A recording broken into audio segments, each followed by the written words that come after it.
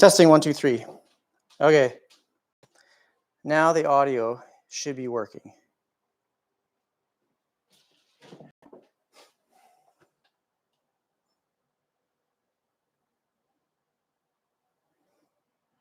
Okay. Now testing. Hopefully this mic works now. So I apologize again for the delay there. I'm just going to get rid of this. Home. Go to that.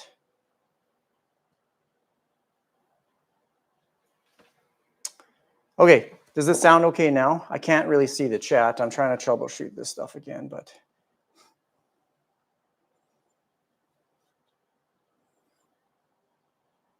I am not a techie person, so my apologies. Hopefully the sound is coming through this time. Can you hear me now? Sounds okay, perfect. So my apologies, everybody. So yeah, let's get back to the plant stuff. So hopefully you guys are all here. Let's pop this on, and then I'll get started with the repotting. So I just literally talked for like 10 minutes. Nothing ever works. Even this.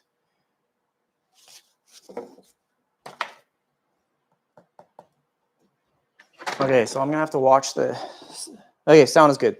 Everything is fine. Now I just have to restart this so I can see what you guys are saying to me.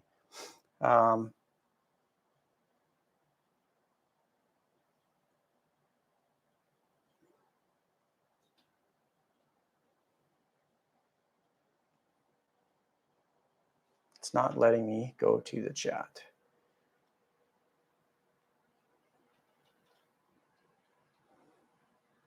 I'm just gonna start this up again. Okay, so this is the first one that I'm gonna be starting with. And like I said, I have a bunch of different cactus that I want to repot today. Been putting it off for a while.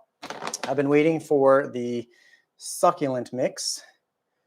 Okay, now we're going. So yeah, I wanted to take it out of the regular potting soil that it came in from the plant store. So yeah, kind of going back to talking about mealybugs and stuff like that. So I've just been using this rubbing, this spray rubbing alcohol, and I've just been coating the plant down. So let me know what you guys use for pest management. I guess specifically mealybugs. Do you use the Q-tips? And this is iced tea. And then I found it in the cupboard, and I thought, hey, that'd be delightful. And then I have some water in my Everything Plants mug. Okay, so I have a piece of cardboard. Instead of using tongs, I like to just wrap it around like this, and then that way I won't get poked. This one doesn't look like it has any like thorns or spines or whatever you want to call them. So yeah, thanks for tuning back in. I do have like a microphone on a stand, but sometimes I find when I walk away from the table, then it doesn't really pick up sound as good as this mic. And then lately I've been making some videos, and when I go to edit them, it has this like super annoying buzzing sound in the background, sometimes to the point where I can't even use that audio. I did release a video today on it's a little power station type thing. So not really like a plant video. I hook up some grow lights to this power station. It's the Blue Eddy power station. And when I was editing it a couple days ago, there was one clip of like 2 minutes where it was just this annoying buzzing sound. And I tried to correct it as much as I can, but I went on the old Google machine last night and found out it's a pretty common issue, but I don't really know how to fix it. So again, keep listing off where you guys are from. So Sandra, hello from Germany. Yeah, okay. It wouldn't be a normal stream if there wasn't some technical issues.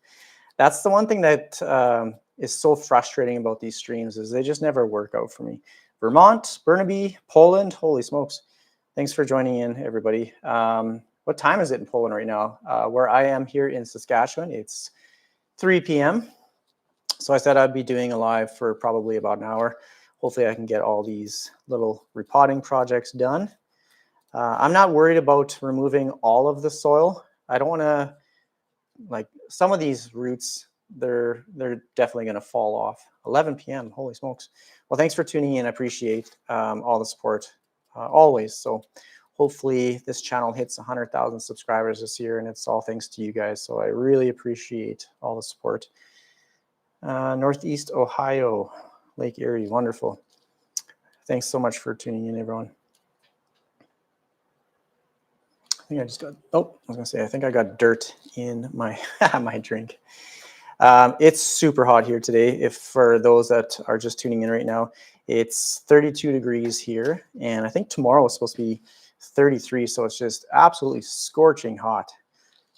Okay, so here's my, this looks like a little like jellyfish or something.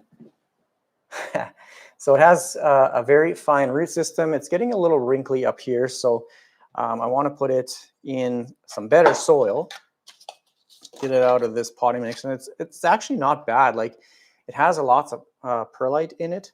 So it wasn't terrible, but I just want it in something a little bit different. So I'm going to put this down, dump them here. I'm just going to dump this soil quick.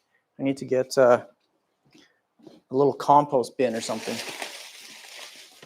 for downstairs here. So what is everybody doing on this Saturday? For me, like I said, it's too hot here right now.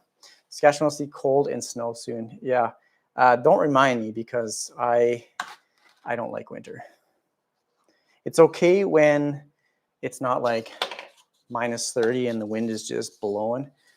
When you have, like, I guess the nice thing about here is we get a ton of sun. I think we're one of the sunniest places in Canada. So that is the nice thing about being here on the prairies. West of Saskatoon.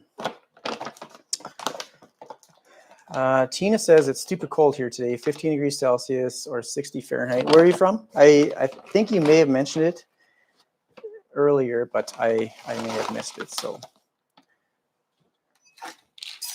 we're the sweet spot, Ohio. Tina's from Ohio. Yeah, that's pretty chilly for you guys.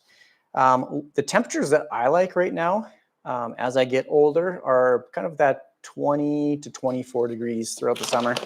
It's just nice enough that, yeah, you can still go for biking and hiking and not just be like super, super hot.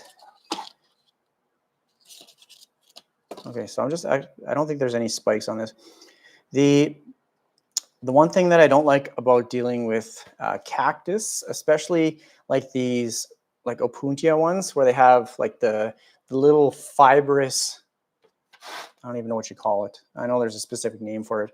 The little hairs on the cactus, when you get those in your fingers, it's a nightmare to get rid of, and you may not even feel it for a little while, and then you go to like pick something up and you can feel all these little pokes in your finger. Austin, Texas, Ohio. I absolutely love seeing where you guys are from. So now this is the VeryPlants succulent mix. It's basically just rocks. It's just a gritty mixture. And the reason why I like this is it is super well draining. So I can soak these like continuously. Like during one watering, I can just soak them and the water will run out the bottom, and it stays, I guess, a little bit damp for probably a day or two. And the thing with cactus and succulents is you want to like thoroughly water them, but you want it to dry out as fast as it can, or you want it to dry out fast, not as fast as you can. But I'm potting this one a little bit deeper as well.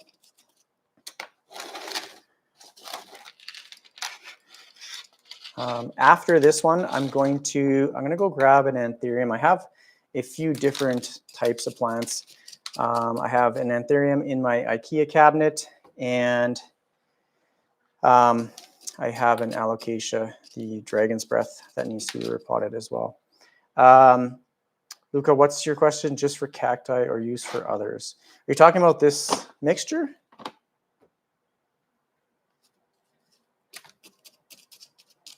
I honestly can't remember what I was just talking about. I lost my train of thought. So yeah, I use this for my succulents and cactus. So I have like my jade plants, my golem jade, the regular jade. I have some euphorbia. And then I have, I don't know if for those that are tuning in, this is my little tray of cacti, which I've picked up throughout the spring and summer. These were like, I think $6 a piece. So I bought them small, and then hopefully they can get large. I'll be potting like 3 or 4 of them in this kind of like bowl terracotta pot. So for this, or for these cactus and succulents, this is what I'll use. So I've been transitioning all my jades and everything over from soil to this like kind of gritty rock mixture. I moved some of my snake plants out for the summer. Any tips on how to bring them back in for the winter? Like in regards to pests, or like what you should do before you bring them back in? I love the little handle you made for the cacti. Once you get poked a time or two, then I think I actually saw this on maybe TikTok or something. I'm pretty sure it was TikTok. Someone just put like a like rolled up newspaper and used it. I started using homemade pollen for my succulent. Yeah, so that, yeah, as long as it's a gritty mixture. I know with like cactus and succulent soil, so one of the ingredients or amendments in it is just like straight up sand. So I think it'll be like a, well, just regular potting soil mixed in with like perlite and sand. So as long as it's really well draining. Another benefit to the rock mixture is it doesn't compact over time. This jade plant, I don't know if you can see it. Yeah, this old one right here, it's in a very large, I think it's like a 10-inch pot or maybe a 12-inch pot. And I did use some cactus and succulent soil. Right now, like it needs to be repotted again because it's absolutely like rock hard. It's like concrete. So whenever I go to water it, basically the water just flows off the side and out like out the bottom of the pot. It doesn't allow the jade plant to absorb the water. It just doesn't penetrate down deep into the roots like in the middle like it would with this gritty mixture. So I've been kind of slowly transferring over a lot of my cactus, and that's what I'll be doing with the jade plant here too. I have about 100 cacti that started from seed during COVID lockdown. That is awesome. I am in the process of making a cactus seed video. I think it was in April. I bought some seeds from a company, I guess, in Ontario, and so I will have the whole process basically from start to finish. And I can't remember the name of it, but the reason why I made the order was for those little round cactus, Geo something. Can't remember the full name of it, but that's what I wanted. And anytime someone had it for sale, like you only really see them for sale like on Facebook Marketplace. Someone will take like a propagation or something. I would always be late. I would never be able to get one, so I decided to get a little pack of seeds. I think there's like 10 or 20 in the pack for like $15 or something. So I did pot them up, and I have a whole bunch that are just like little tiny ones, but it's quite the process. Like it takes months for these little seeds to, I guess, grow into just a tiny little plant. So it's fun, yeah, learning the whole process of it. So that, like, they could stay in their little propagation pot for probably, I think it says you should leave them in there for about a year before you start transferring them into their own pot. So, okay, one cactus down. So that's what it looks like. I planted it a little bit deeper. One thing that I absolutely love about, yes, that's the one, Geometricus or something like that. It looks like just a little ball. So thanks for that. One thing that I absolutely love about cactus or cacti is their flowers. They, I think, are one of the most underrated flowers, especially when they're like the big trumpets. Beautiful, beautiful plants. They're super easy to care for as long as you have a bright sunny spot, or if you don't, then they do really well under grow lights. So if you can get them to flower, and if you like easy plants, then you should probably get some cactus. Just don't poke yourself. So, okay, one plant down. I'm going to go get my little anthurium. I'm just going to see if I can find. So I bought these cups from the dollar store. They're these larger plastic cups. I'm just going to slice out some drainage holes in the bottom, and I'm going to get some aeroid mix. So yeah, let me know if you guys have any questions. Is there going to be any jade in this video?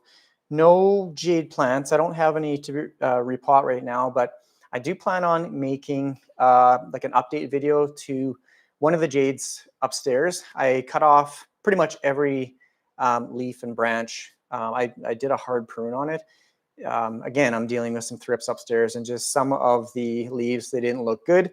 And then some of the branches, over time, they just lose leaves and they become kind of stretched out. So I do want to make another jade video, and I think I have one more jade plant that is just in regular soil that I want to get out into this succulent mixture.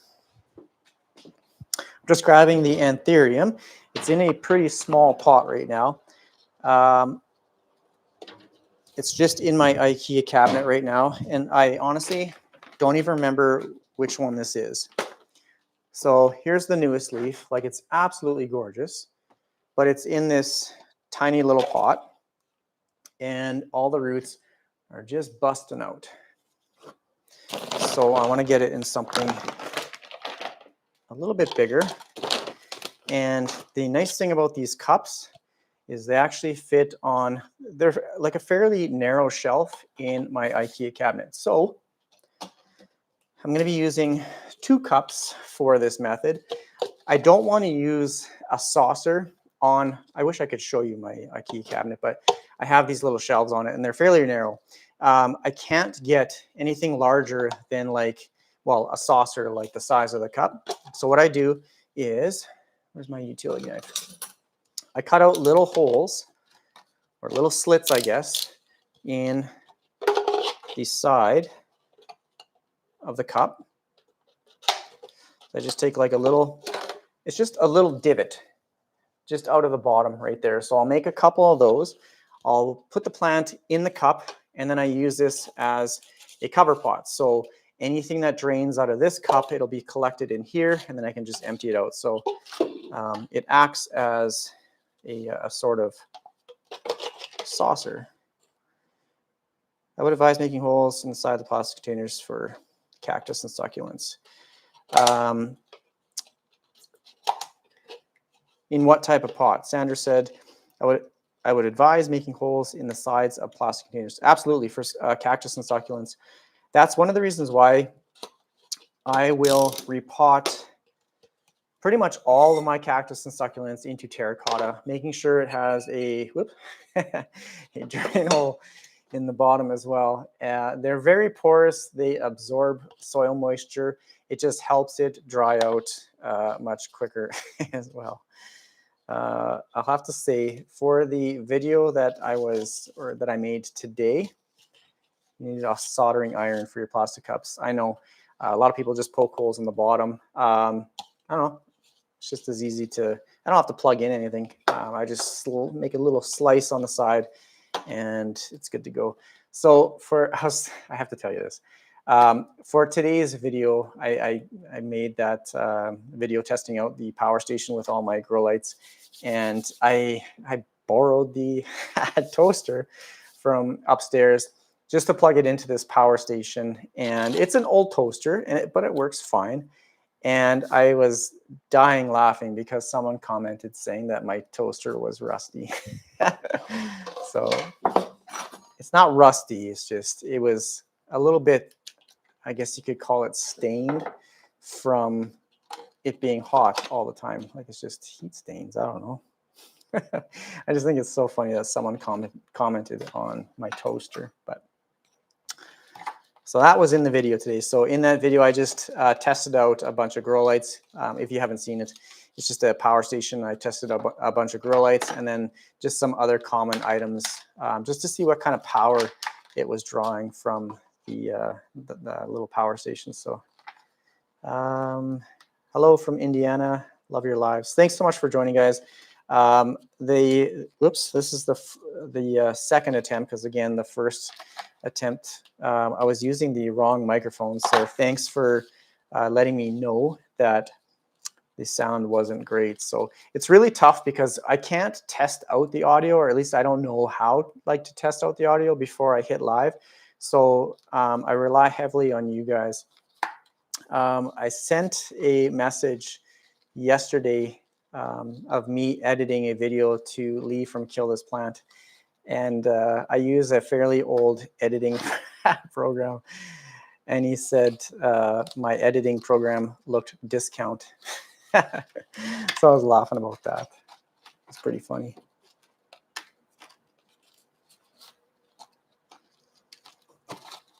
It's an old program, but it works.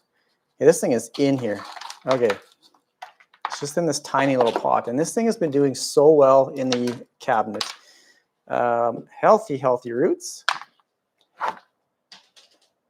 One thing I read a while ago, specifically with orchids, is that if there is any green in the root system, like this here, that actually contains chlorophyll, and it helps with photosynthesis as well. I don't know if these roots are actually just green, or if this is like, well, they look green. Or I was going to say if this is just like algae buildup, but I'm not going to disturb the roots too much with this. I'm just going to put it in the new pot, and I'm going to put a little bit of soil at the bottom, and then that is that. So this stuff is the aroid mix, and again, it's a soilless mixture, but it's nice and chunky. This is VeryPlants aroid mix. I pretty much use it for all of my tropical plants now.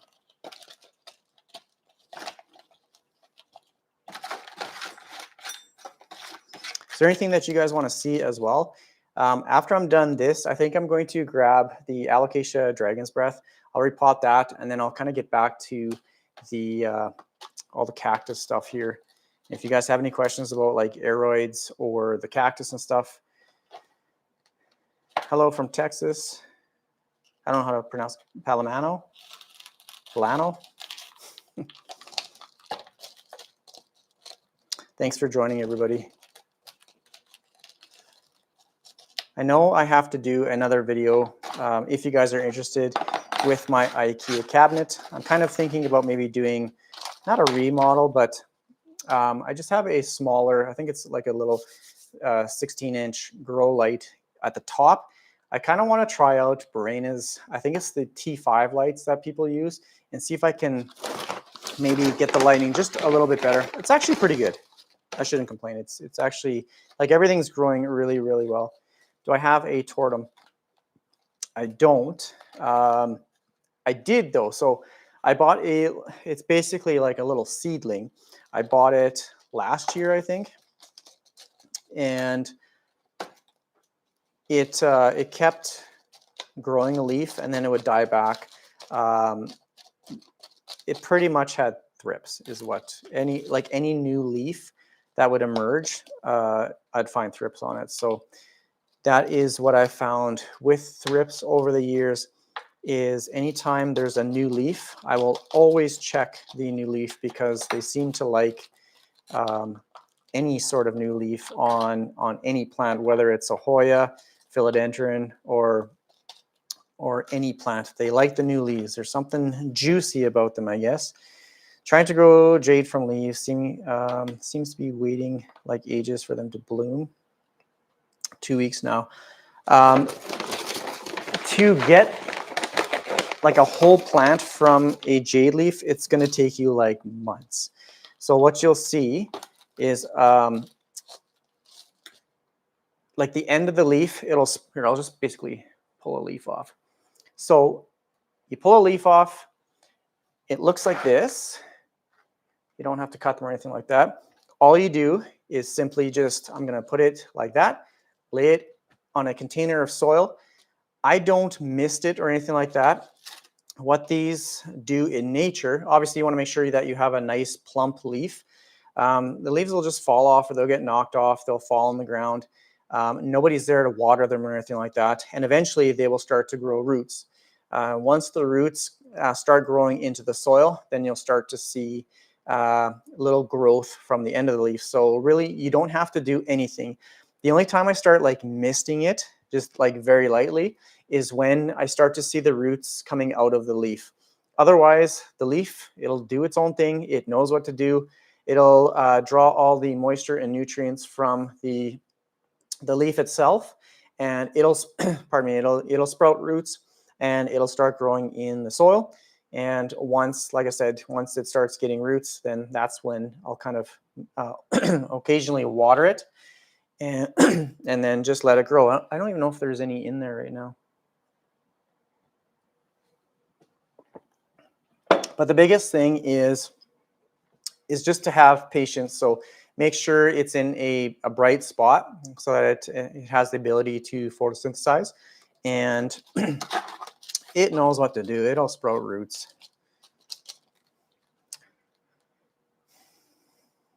Jade stems and leaves. That's the tricky thing about leaves. Like if you have them on like a little saucer or planted them in soil and you water the soil, there's no roots to soak up that moisture. It's basically going to just rely on the ambient air for it to evaporate. So that's when you start getting into the issues of rot. And sometimes it's not 100% success all the time. I've had many leaves rot over the years, but who said it? Someone had much better success with jade stems rather than leaves. So when you have a jade stem, it already has moisture and nutrients in the leaves, in the stem, and it'll sprout faster, and it'll just grow better than a leaf. So a leaf, you're literally starting from scratch. Haven't got any spider mites. I use TPS silica gold every time I water. Never even heard of it. I don't even know what that is.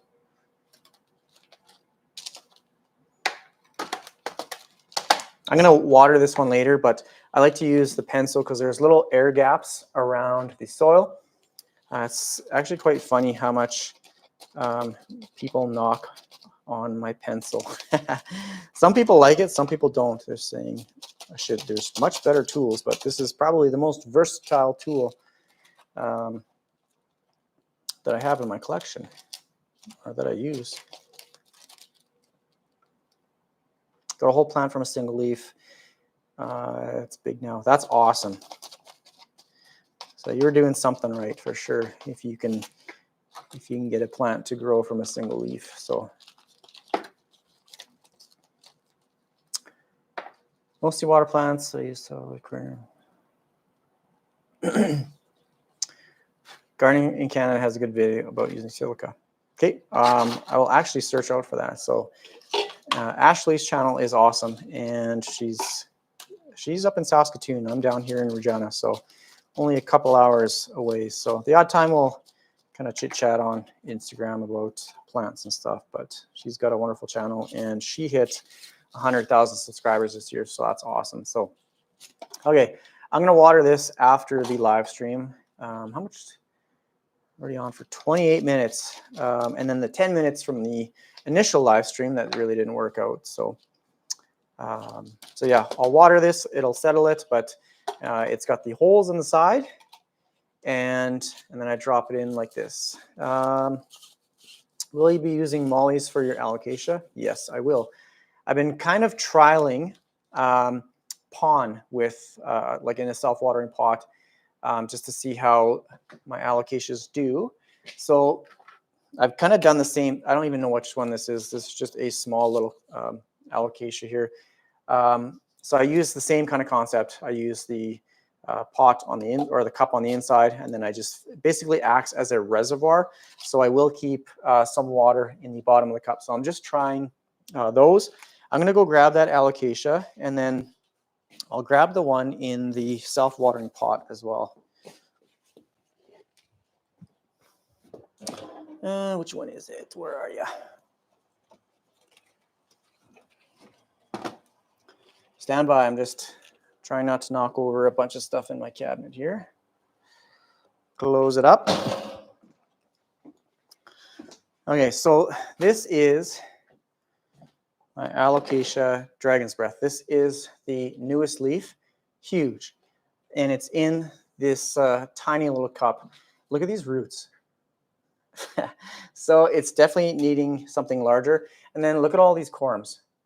There's like 1, 2, 3, 4, 5 corms on top. So I try not to let the roots dry out. So this one gets watered quite frequently, and it's rewarding me with a new leaf. So hopefully it doesn't go into too much shock. I'm actually going to cut the bottom off this. I don't want to wreck any of the roots. I'll do that in a second. And then here is my self-watering pot. I was going to take the insert out just to show you guys. So I do keep water in the bottom. And then I have the little gauge. So there are 3 different kinds in here. I can't remember exactly. So here's another Dragon's Breath. Here's the Alocasia Bat Wing. And then I can't remember which, if this is the Okinawa Silver, but it's the variegated. So I just put these 3 in this one pot. They were in my IKEA cabinet, but I brought it out and they've been doing wonderful. No transition shock or anything like that from like the high humidity to just regular ambient air. Right now it's 50% humidity and 23 degrees downstairs here. That's funny, I'm transitioning from pond to mollies. So they both seem to be doing well. This one's in the mollies mix, maybe not. I think it's just regular tropical soil with some perlite. Doesn't look super chunky. And then the pond. I'm actually quite impressed with this setup and this self-watering pot. So I'm going to put this one aside. So I can't say like one is better than the other. They're both doing really well. And I have the self-watering pot just on the floor in front of my computer there. So now I'm going to grab another one of these cups and slice it up just on the bottom here. Real quick, making sure I don't slice off a finger. Oh, that was a bigger hole. Okay, that should be good. 3 holes. Hey, what's up, plant YouTuber? Good afternoon. Hello. Never had luck. Black velvet alocasia. I put it in pond. Now it's growing like crazy. That's one that I never really had good luck with either. But back when I had that plant, mine I know was just in like regular potting soil. So the nice thing about the aeroid mix is just like succulents and stuff, the roots need to breathe. There needs to be airflow. You need to thoroughly water it, but you don't want it to stay wet for too long to the point where the roots suffocate. That's where you run into like root rot issues is when the soil is staying wet for too long. It just creates that anaerobic, no oxygen environment, and that's when you get root rot. You made my choice easier. So what will you be using? This is for Luca. Now, I'm just looking to find a spot here to slice the bottom off without like cutting up all these roots. I'm just going to go along the bottom. So obviously, I'm going to definitely break some roots, but I want to keep them intact as best as I can because I don't want this downsizing at all. So I'm just going around the edge here, cutting off the bottom. And hopefully I can pull all these roots through. I love this plant. I was searching for it for a long time, and I got this one from, I believe, Parkfolia. They have a YouTube channel as well. They are a home-based tissue culture lab from Edmonton. You're scaring me with this knife.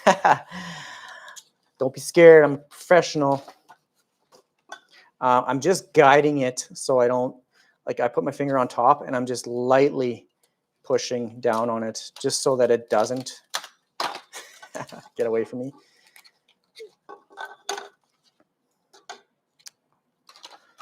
Don't worry. There. See? Nothing to worry about. Thanks for the concern, though, Tina. I do appreciate it. Nothing but safety on this channel. There's so many different types of soils and stuff. Yeah, one isn't better than the other. Oh, no, I did lose all those roots anyway. So, whoops. Okay, retracting the knife for safety reasons. So yeah, one method or one type of soil isn't better than the other. For me, in my environment, this aeroid mix, there's many different recipes, there's many different recommendations. The reason why I like this is I don't have to have multiple bags of like different types of soils and then mix them up. I just don't have enough space for that. My house is fairly small. And then obviously my little YouTube studio here takes up a lot of space. So I'm just pinching off all these corms for now. I'm going to put them in my little prop box, and I'll let the other ones grow.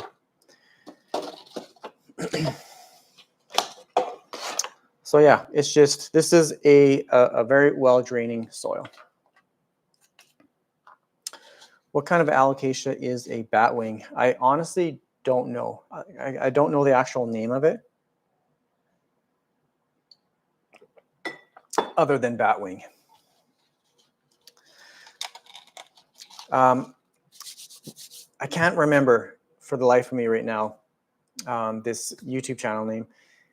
It's another Canadian channel, and they only make YouTube shorts on alocasias and, well, I guess other aeroids. Oh, I can't believe I forgot the name of it. They have an absolutely wonderful collection, and some of these leaves, they're massive. So I'm not an expert with alocasia, but I wish I could make or put the link in the comment section for this video, because their collection is just absolutely spectacular. So I'm just going to add a little bit of soil at the bottom.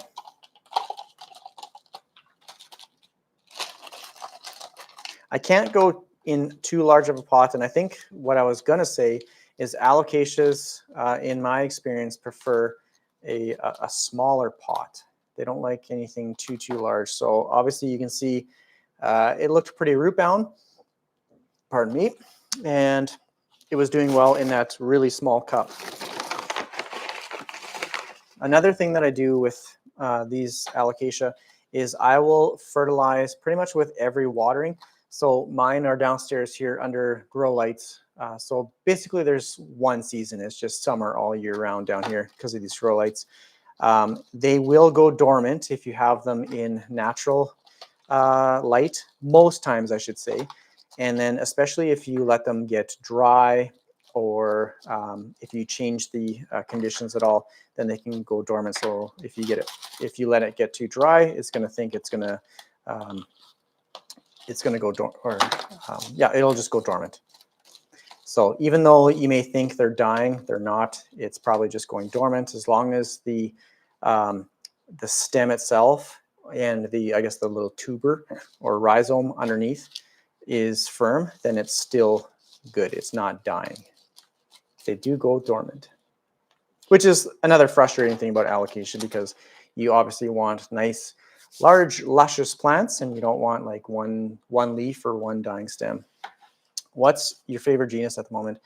Hands down, philodendron. Even though they are thrips magnets, I just spray them off, treat them with sprays and that sort of thing. But that's definitely my favorite right now. And I'm just trying to think of what would be my favorite one. All these climbing plants, I really enjoy them. So probably this splendid here right behind me. I like how it's getting like super large. Yeah, I don't know if I have like one specific plant, but definitely philodendron right now for my favorite plants.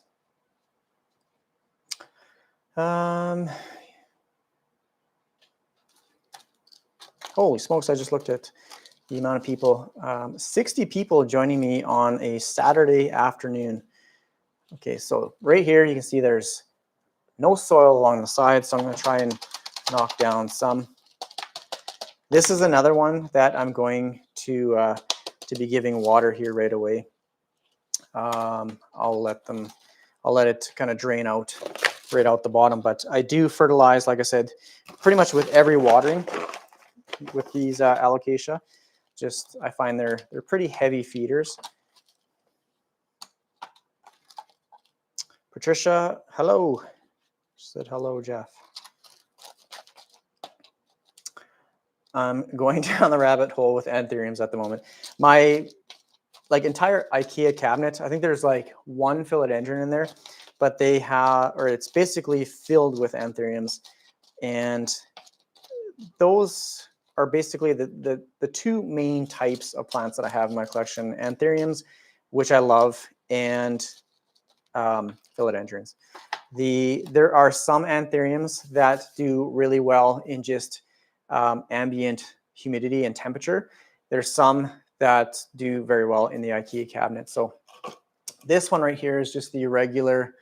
It's not. Which one is this? Oh, and there's a thrip on it. There's two thrips. That's great. This is not the clarinervium. This is the crystallinum, and there's two. See if I can get them without them falling off. Probably not. Little black thrips right here. So I'm going to squish them. Stand by. Squish. Oh, I think one fell off. Oh, no, there he is. So yeah, this is the crystallinum. Huge leaf. Love it. It does really well in regular house humidity. I can already tell there's damage on this new leaf. So thrip got it. So that's a new leaf coming. It's going to be damaged for sure because thrip got his little, I can't see it, but they get in there. They'll suck the sap out of the leaf. It'll leave a damage mark. And then when it continues to grow, then it'll look all mangled. It took me a long time to get those large leaves on this one. Another one is this, I don't know if you can see it. This is my brownie eye. It's just a massive leaf. It's getting a new one right here, this little guy. It already has a couple little spots of thrip damage.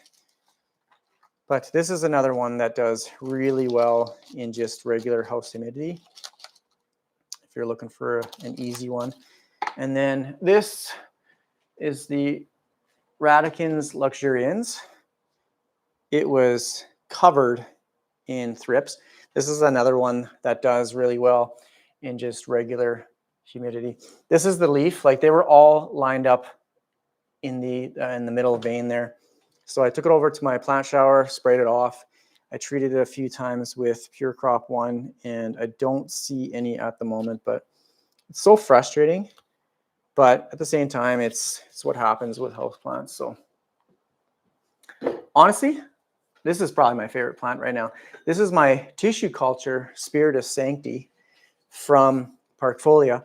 So I got this like in a little tissue culture flask, and look at this this latest leaf. Look at how long this thing is. I love these like strapped leaf plants. Yeah, this is probably my favorite. And I think I paid, it's definitely got some thrip damage on it from previous ones, but I keep a close eye on this one. I think I paid like $100 for this, and it was just in a little tissue culture flask. Now you can buy these at plant shops locally for like $60. So, but this one has done super, super well.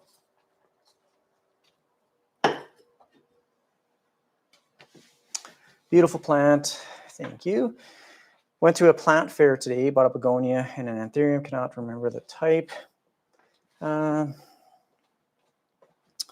So Degrow says that all of hers have been doing well in home ambient conditions.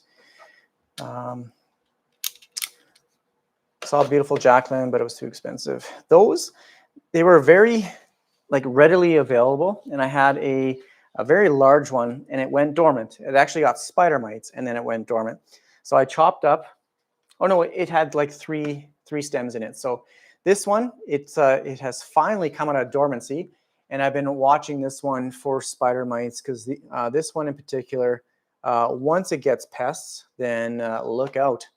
And it actually sprouted a little side shoot, so a little rhizome kind of popped through. This is such a cool one. I told myself I wasn't going to buy alocasia for a while just because I had a few different varieties. But now that I'm looking at them, I'm like, oh, these are nice plants. Wow, that grew a lot. I remember when it was tiny. Yeah. Just that little gelatin solution. Okay. I'm going to water this one after. That way it can help settle the soil. I thought I had another cup. So again, just using the insert cup. So I'm going to set this aside for now. Now I'm going to move on to a few of these smaller cactus. And I'm going to be potting them in, or a few of them, just to save space, as well as kind of like, it's like a little feature bowl, I guess. I bought these terracotta bowls from Dollarama. And then I do have a little stock of smaller terracotta hole in the bottom, a couple different sizes. So I keep them in my little table here, as well as my shed outside. Just gonna dump this back in the bag, and then I'll get my succulent mix. So I'm gonna see, I think I might keep, if you're just joining, I have like a whole tray of these little baby cacti. So I think I'm gonna keep like the taller ones. I can't even remember the names of these. I think I'm gonna put them together in one pot. This is a variegated one. I don't know if you can see it or not. It's actually grown quite a bit. It's got a few more of those little paddles. This one terrifies me because it has those little tiny hairs. If you get them stuck in your fingers, you're done. You're gonna have, or you're gonna find those little pokey things in your fingers for a long time. It's terrifying. Hopefully I'm keeping up with the live feed here. So I'm gonna pot these two. I'm just gonna kind of size them up here first. I don't trust this. I'm gonna use my little paper. I'm just gonna size them up here. I did no preparation for this video. Other than just like, oh, I touched it. Other than gathering up the plants. Oh yeah, I think that'll be okay. So something like that. These ones right here, again, I can't remember what they're called, but when I bought them, they had flowers. So I think one was like a very vibrant red or fuchsia or something like that, and one was orange. So they are the same, but they have different colored flowers, and they were gorgeous. So I'm going to take these two out first. I'm going to put a little bit of the succulent mixture at the bottom. Again, if you guys have any questions or if there's anything that you want to see, yeah, just fire it off in the comments here. So I'm trying to multitask and watch the feed and stuff like that. And again, I appreciate all the support and comments and all that kind of stuff for my videos. If you haven't seen the video that I released today, it's just kind of a fun little test, I guess, with the power station. So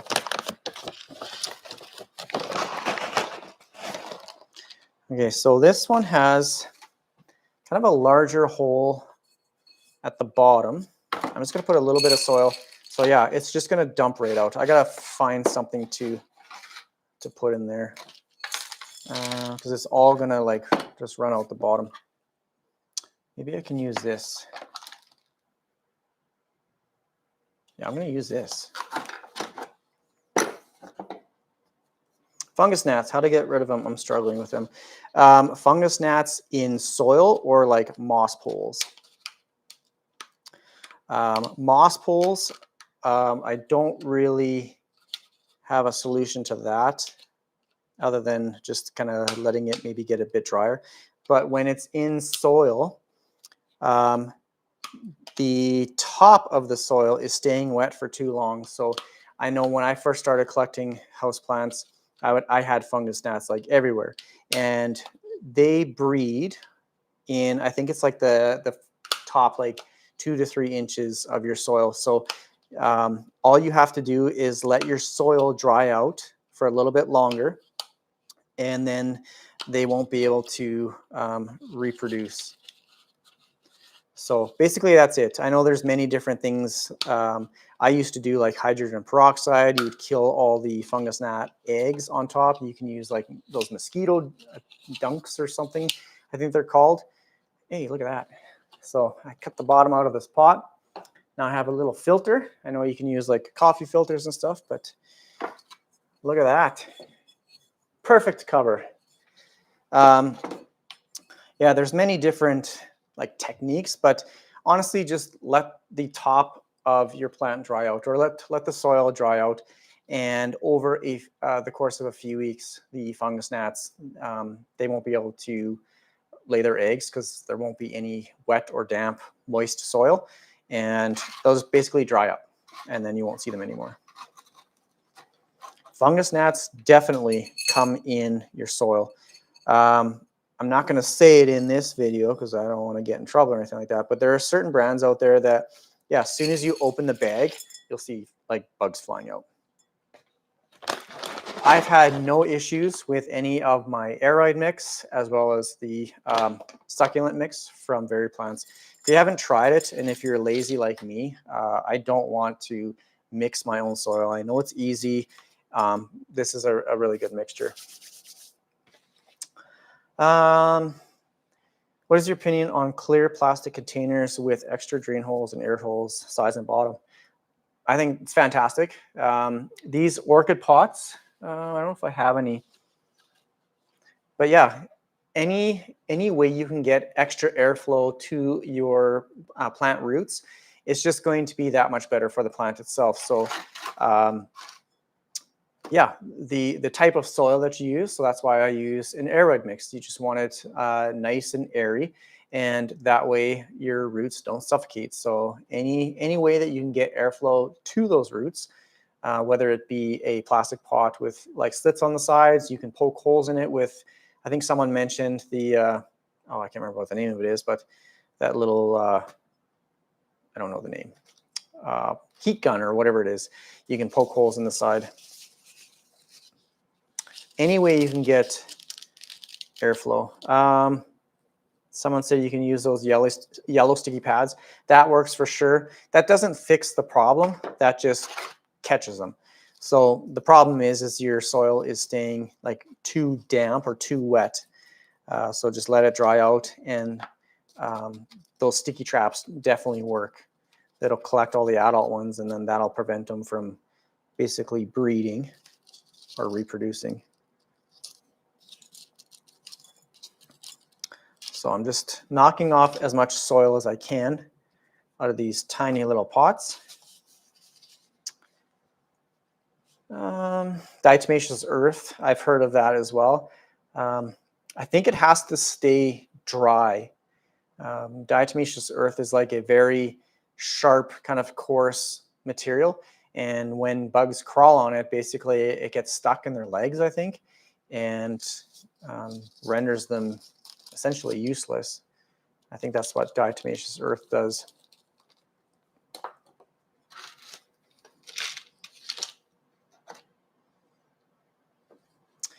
I've heard of people baking their soil.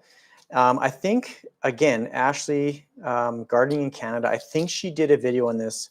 If it wasn't her, it was obviously somebody else. But when you bake the soil, you not only get rid of all the bad stuff in it, but you also get rid of all the good bacteria and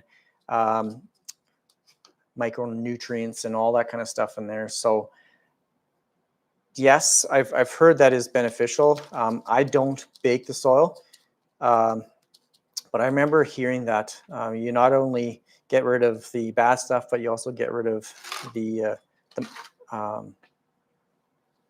all the good benefits of the soil as well. Holy smokes, these are all just falling over. The soil stinks while baking. What does it smell like?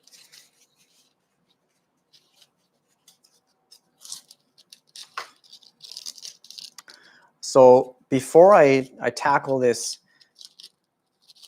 one right here, I'm just going to put some soil around these two so that they can stay up. Yeah, they're just falling over. I don't want to touch them because then I'll be picking out those little fibers for days.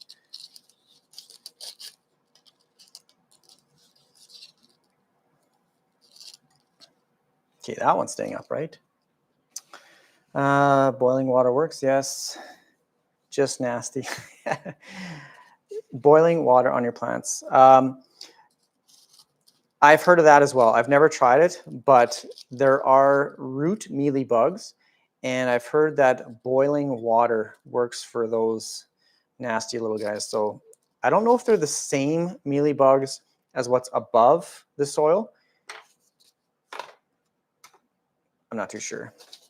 But I know I've heard of boiling water for root mealybugs. Oh my goodness. Just stay up. Stay upright like that. And then I'll put some soil around you.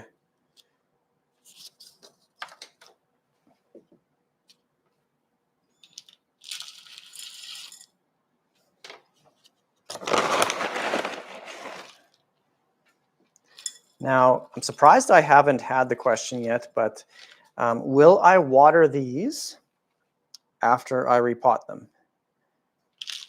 The answer is probably not. I really have no issue. I know there's there's like many articles out there saying don't water your cactus or succulent for at least like 7-10 days or even up to 2 weeks after you repot it. And the reason is no different than any other plant, is you just want to give the root system like a chance to heal. So if I just run over to the, well, I have a garden hose in my basement. If I run over to the bathroom and just soak it, there's going to be areas on the root system that are susceptible to fungus, bacteria, and all that kind of stuff. So I'll probably let them callus over for a couple days, and then I'll give this a good thorough watering. But honestly, if I just grabbed a watering can right now, I wouldn't be too worried about it. I think you run into the issues of rot if you have it in inappropriate soil.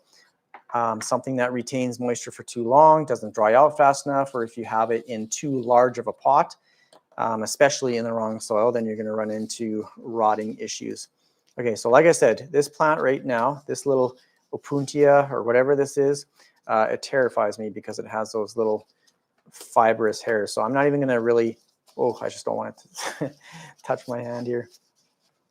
Okay, I'm just going to leave it's just a small amount of dirt. So when I water this plant, all that dirt's just going to wash away over time anyway. So where's my little spoon?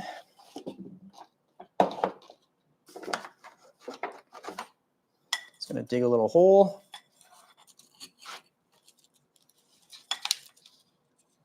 Stay there. Oh, I should have. I'm just holding the bottom.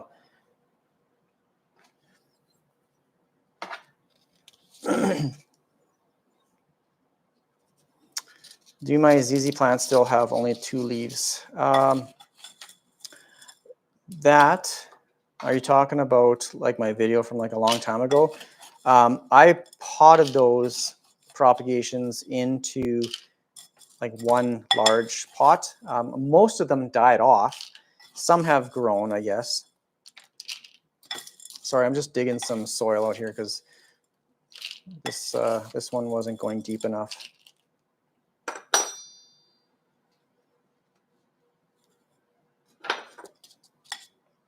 Okay, this is harder than I thought.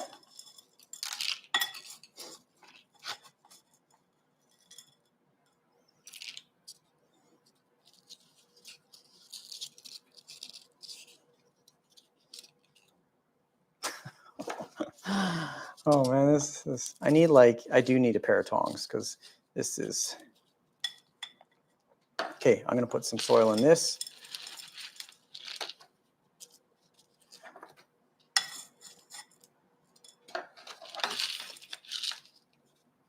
Okay, that one's good.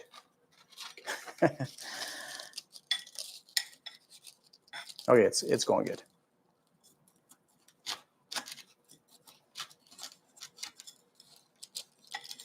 Okay, there we go.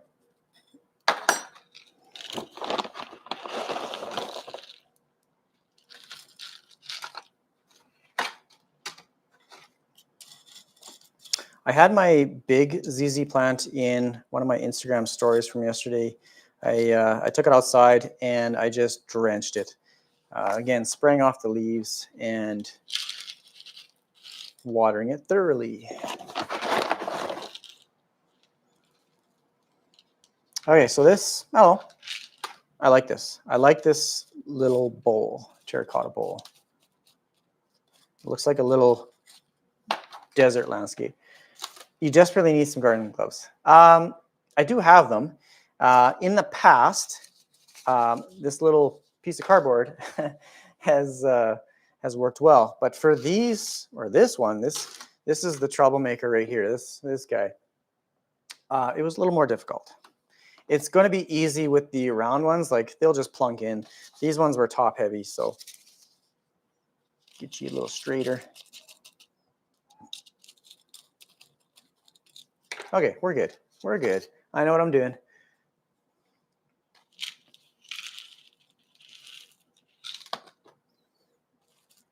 Okay. Yeah, I think it looks fantastic too. So this cool little bowl. I like the taller ones together. When these two flower, it'll be awesome. Like, yeah, it'll be wonderful. Now, I just realized I don't have another little cover for the bottom of the other pot. So I'm going to put in a few of these ones. Sometimes I just use like a piece of bark. I'm going to see if I can find something here. If I have like, yeah, I'll just use this. A couple pieces of bark. That one will do. Just something large enough like this. It doesn't have to be fancy. I know people buy those like little mesh things, but whatever. I don't have any right now. Just a couple pieces of bark just so all the succulent mixture doesn't flow out the bottom. It's not going to like cover the hole. It's going to provide a little cover so it doesn't all just flow out the bottom. Asparagus fern. I've had that once before, years ago. I think those, you have to keep them pretty humid. Okay, that worked. I think those require quite a bit of humidity, and it's just something that I couldn't provide it at the time. So honestly, like I don't really have any tips that I can give you for that one, because I really didn't have good success. So I'm going to empty this into the compost here real quick.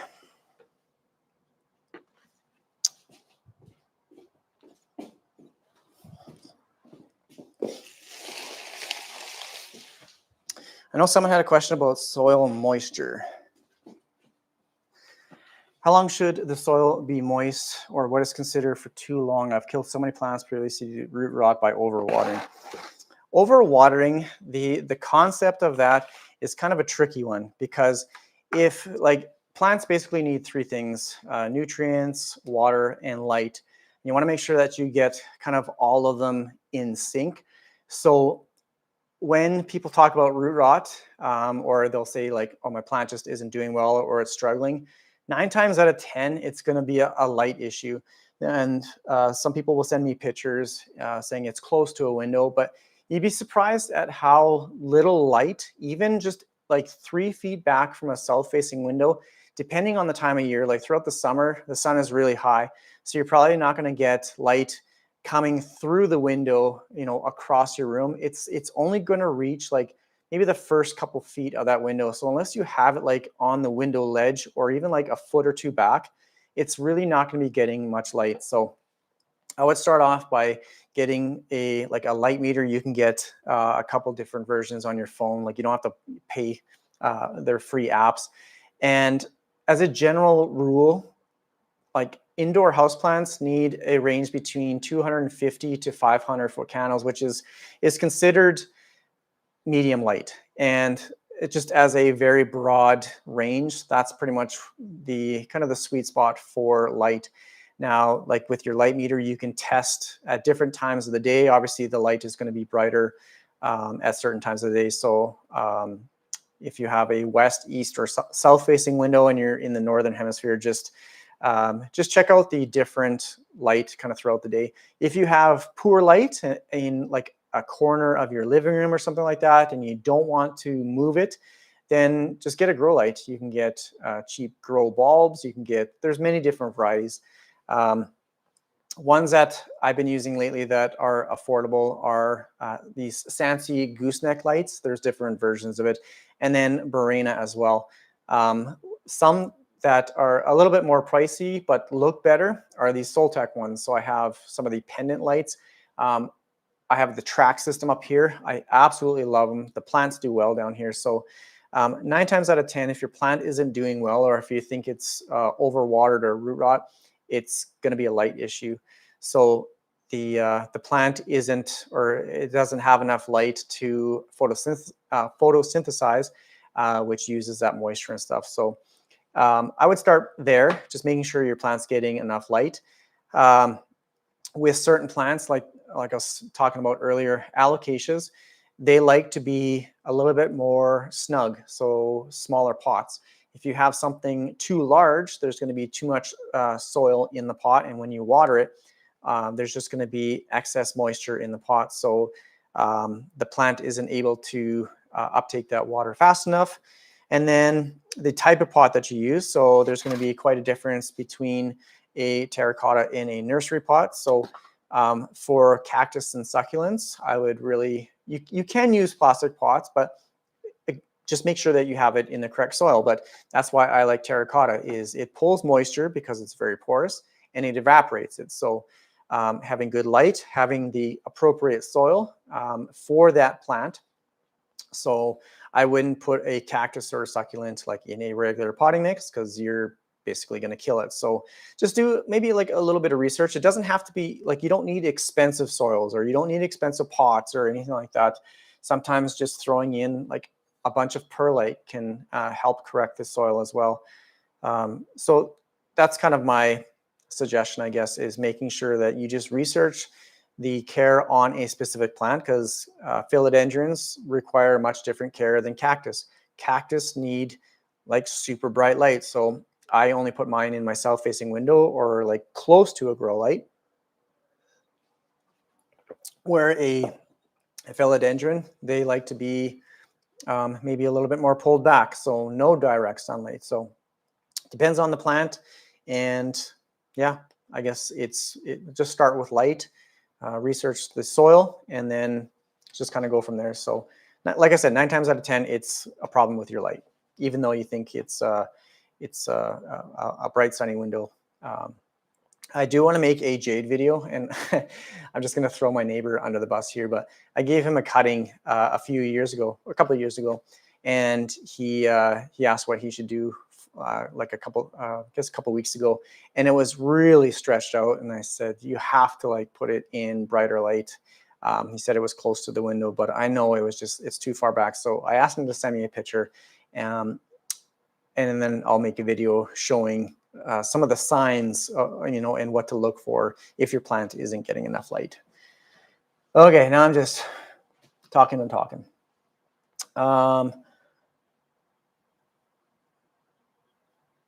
Germany, it's like 7% humidity half the year. Where I am here in Saskatchewan, it's actually not too bad right now. Downstairs here, it's 50%, but through the winter, it gets super dry and super cold. And it's not uncommon for like indoor humidity to reach like the 30s, so low 30%. I do have a humidifier down here as well, but it gets pretty low for humidity. In the summer, it's around that 50-60%. Some days, you know, after rain, stuff like that, obviously it's going to be higher. I believe it was you in a previous video who suggested to not be afraid to water and nourish ZZ plants. And I've since taken mine outside and it's absolutely flourishing and growing. That is, I'm pretty sure it was me. That's one thing that I've been doing as well. So mine, it's under a grow light and it's just maybe like 2-3 feet back from just a smaller east facing window. I've been watering it more, and normally I will get a couple shoots through, surprisingly, the winter months. So it would sprout out like midwinter, I think. And this year, I think it's had maybe 3 different times when it started pushing out shoots. So yeah, you just want to make sure that, again, it's in the appropriate soil. So the soil mixture that I had that ZZ plant in before was just like your tropical soil. It was pretty heavy, pretty dense. I put it in, I think I added like just play sand. I know that's not correct. You're supposed to use a certain specific kind of grittier sand, but I just threw in some play sand, some orchid bark, some perlite, and I think whatever tropical soil mix that I had. And I take it outside and I literally soak the thing. I'll spray off the leaves and then I soak the soil. And it's been doing wonderful. I don't even think I've fertilized it yet. It's just been doing or responding really well to just the more like the extra water, I guess. If you have it in poor light or poor soil, then that's when you can not water it for like a month or 2. So it's kind of interesting. Just if you have it in the proper conditions, it can withstand like quite a bit of water and I guess the frequency of watering. I love this one. This is so cool. Again, these type of cactus, their flowers are awesome. Great thorough answer. Thanks so much. Very welcome. So that's why I make these videos and these live streams because I hope it helps you care for your plants a little bit better. So I know when everyone starts out, obviously, like I've killed a lot of plants, a lot.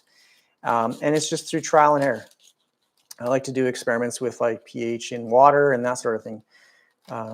Just, you know, figuring out the what these plants like. Okay, this is like barely no roots on there. And that's probably because of the soil. It just can't breathe. So tiny little roots on this one. Just going to put this one here. I might actually add like 3 or 4 of these. Now I know this one had mealybugs on it and thrips. So if you didn't see like my first like 10-minute little stream and then I shut it down because of the audio issues. And then I think I mentioned this at the start of this one as well. I've already been going for an hour. Okay. I've been just using this spray bottle with rubbing alcohol. For mealybugs in particular, you use like rubbing alcohol and a Q-tip and then you dab them. I don't have time for that. So I've just been like just coating them. Just spray the entire thing. I haven't seen any mealybugs or any pests on it since. I haven't seen any damage to the plant tissue or anything like that. So I'm going to say it's pretty safe. This is the 70% whatever alcohol it is. It says it right on there. Yeah, 70% rubbing alcohol. Just make sure there's no other ingredients in there. Oh, this one has a nice root system. Juicy.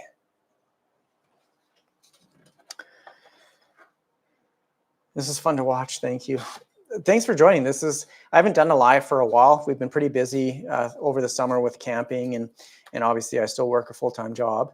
But now that everyone's back in school, I kicked them out of the basement today to do this live stream. But I do plan on putting out more videos or in the coming months here.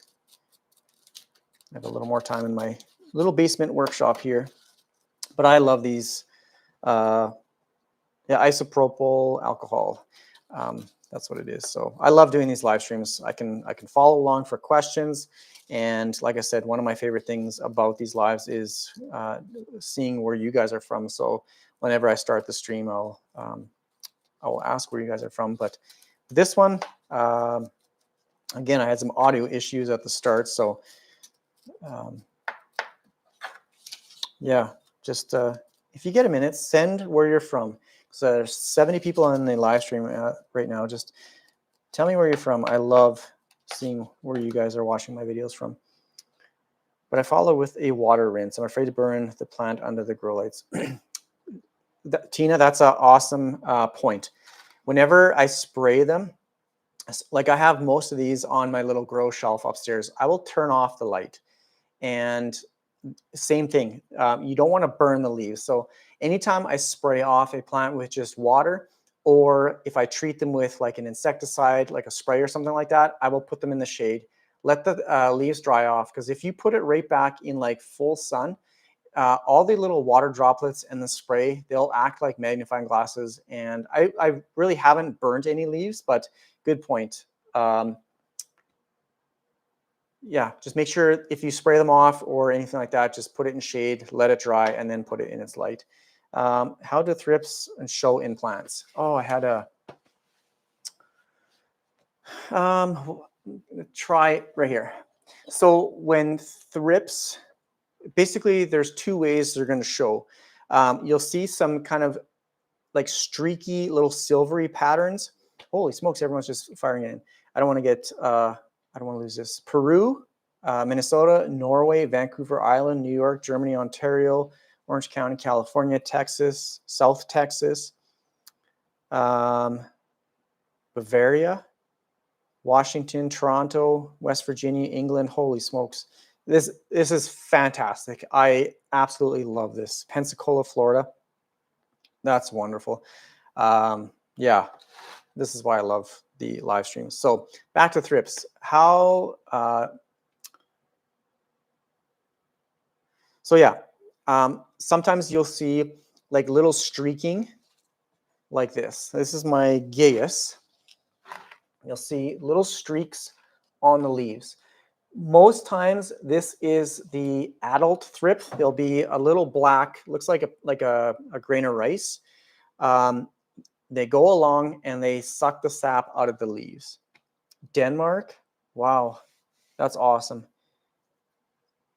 So yeah, the adult thrip will primarily be, I find, on the newest leaf. So if you have a fresh leaf emerging and you see some damage or some streaking on it, that will be most likely like the adult thrip. Now, if you, I can't really bring it, oh, right here. I'll see if, oh, this is a good example.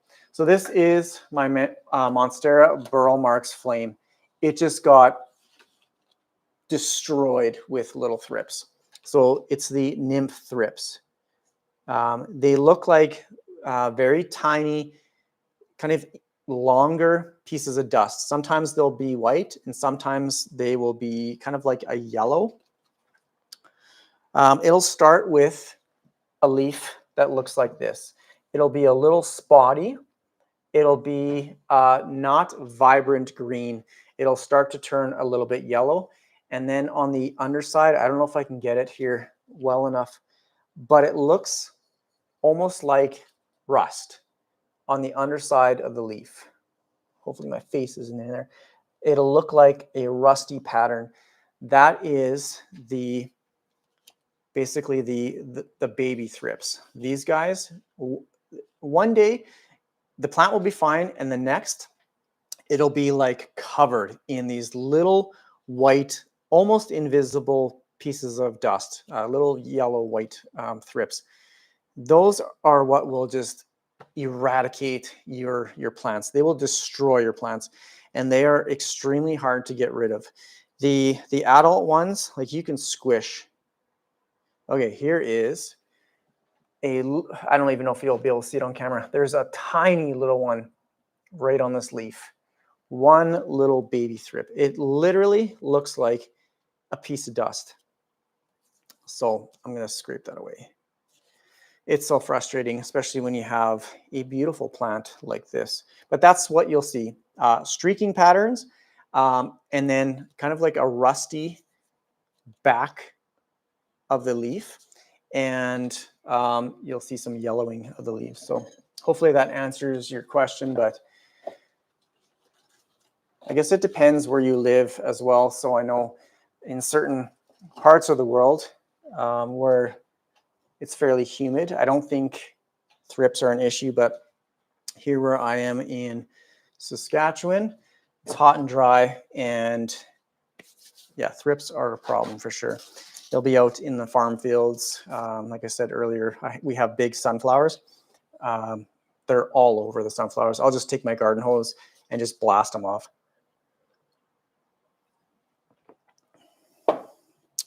Paging Dr. Leaf.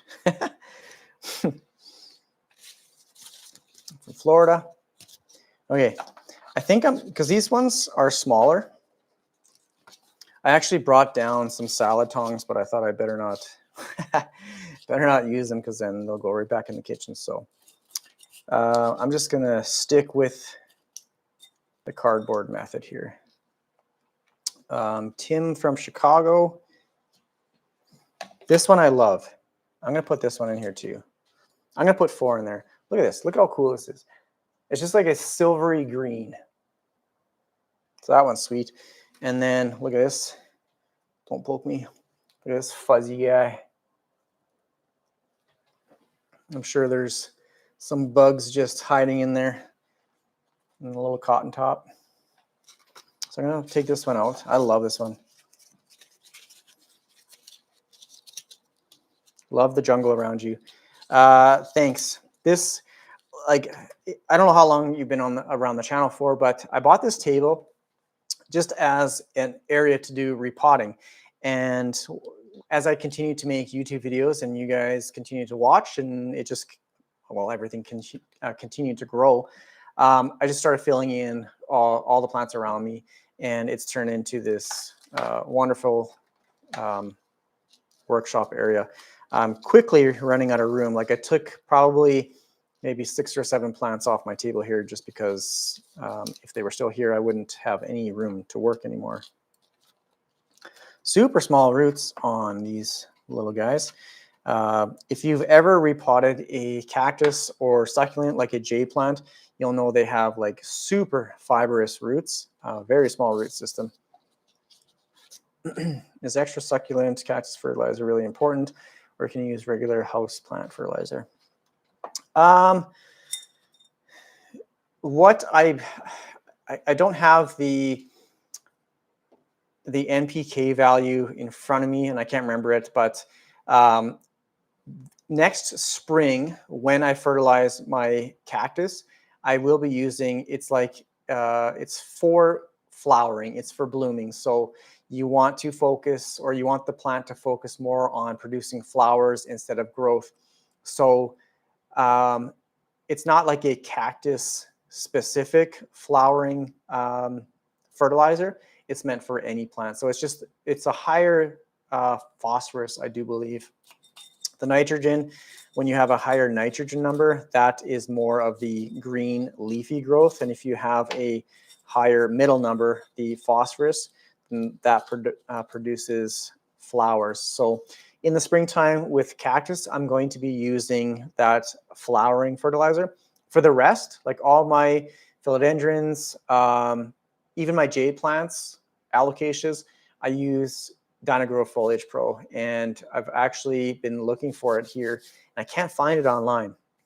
I had somebody pick it up from Saskatoon last year. They brought home a couple bottles, so I tried to look at the site today for the store, and it doesn't look like they carried it anymore. I know it's changed from Dynagrow to Super Thrive, but it's still Foliage Pro. It's still the same product. The NPK values are the same, but I can't find it anywhere around here. So I'll have to do a little bit of searching, but yeah, just turned into another rambling session. But for my cactus, I'll use, in the springtime, I'll use the flowering one. After they're done flowering, then I'll just kind of switch back. As long as they're still growing, I'll switch back to like a regular Dynagrow Foliage Pro. But for the rest, I just use that one fertilizer. But you're not wrong to use just like a balanced fertilizer. So like a 10-10-10 or something like that, but just dilute it half or even by a quarter, and then you can just water it. Okay, now I'm going to leave it up to you guys for this next. So I'm going to put 4 in this pot, but which one should I place in there? So I'm going to call this one number 1, and I'm going to call this one number 2. Let me know which one I should pot in this little bowl. So number 1 or number 2? I like this one. It looks like a pine cone. 2. Okay, we got 1 vote for 2. I know there's a way you can set up like a poll on here. I don't know how to do it. Okay, 3 2s, so 4 2s so far. I think we're going with this one. So I'll give it a couple more seconds here, and if we get some more 2s, then this guy's going right in the pot. Hope my new jades survive past winter. Have you ever had a jade plant before? I think you should leave it as a trio. Interesting. I was just looking at that as well. Okay, so now you've really confused me. Who was that? Agree with the trio. Okay. Interesting. I was just looking at it as well, and I do like the arrangement. Okay, now you got me thinking. 3 is great, but 4 is a crowd. Okay, I think we're shifting gears here. I'm going to keep it as a trio. I like that idea, actually. Okay, so sorry for the people that voted for number 2. I'm going to keep it as a trio, I think. I actually like that little arrangement. Vote for trio. Okay. So this one doesn't have those little spikes. I'm going to pick this one up.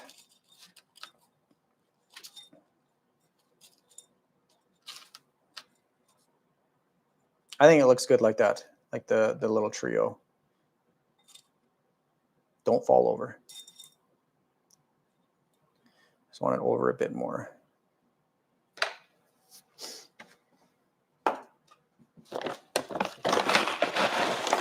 These ones were easier to put in just because they're not so top heavy. Oh, I want to slide this one over a bit.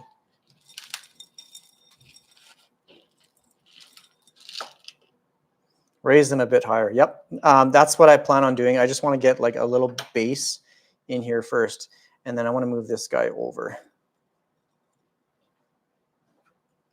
I think my son's home. He was out with his friends, but he's going to want to come downstairs now. So might be on borrowed time with this live.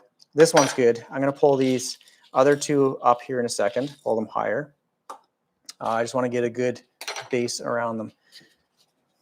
Who said that? Sensible. Keeping me on my toes.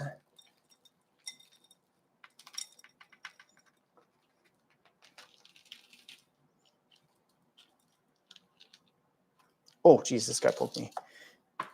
Get out of the way. I'm going to keep this one at the, give me the thumbs up. Do you collect a lot of cacti? Okay, I like the trio.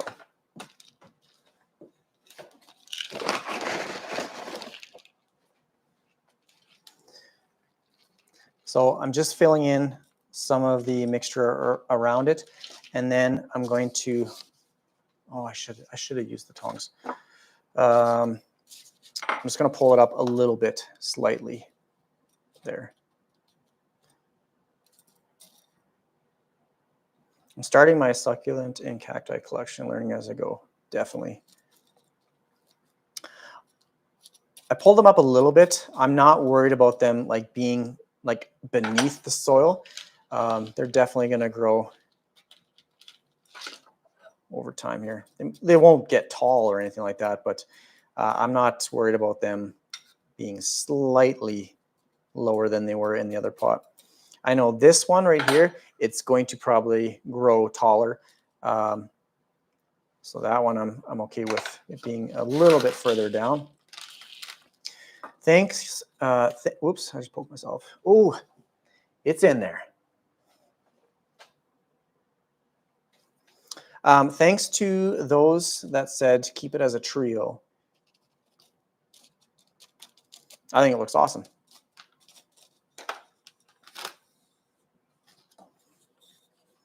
There we go. I wish I had bought a couple more of these. So there, these two. That one looks wonderful. And then this one. So these will be going on the plant shelf upstairs. And if you're just joining now, I did repot this fat one earlier. Now I have 4 little ones left to go. Keep up the good work. You help newbies like me a lot. I appreciate that. Yeah, that's why I like making these videos, is just to help everybody out. It's a wonderful community to be a part of. Everyone's been so helpful. Yeah. I'm just going to grab a couple of these smaller pots. So thanks to everyone that's sticking around. Paricio Verde, I do. Which one is it? I can't remember. Oh, it's this one. This one, I'll show you. It's been attacked by thrips. This one I have in an aeroid mixture, and it's looking pretty dry as well. So sometimes, I'm just going to get this out of the way. This is what you'll see for damage on an emerging leaf. So it looks deformed. You'll see some streaking here. So as the leaf is unfurling, so it's still curled up, there's going to be a nasty little thrip that gets in there and starts eating. Okay, so there's a little yellow thrip. Hopefully it'll focus. There is a tiny little yellow thrip. It's basically invisible right up here. Just going to squish it. One little nasty thrip. So yeah, it damaged the lobe as well as this part of the leaf. So if you see damage on a new leaf, then most likely it's thrips. Anyone that says they don't have pests, you don't see them. Sometimes it won't cause an issue with your plants, but if you have houseplants in your home, you're going to have pests. And here's another. This is the Baltic blue. I did have it on a plank before. So this is the part that was on the back. I'm re-rooting it in water, and I want to put it on a moss pole. So that's just sitting up there. It's September now. When you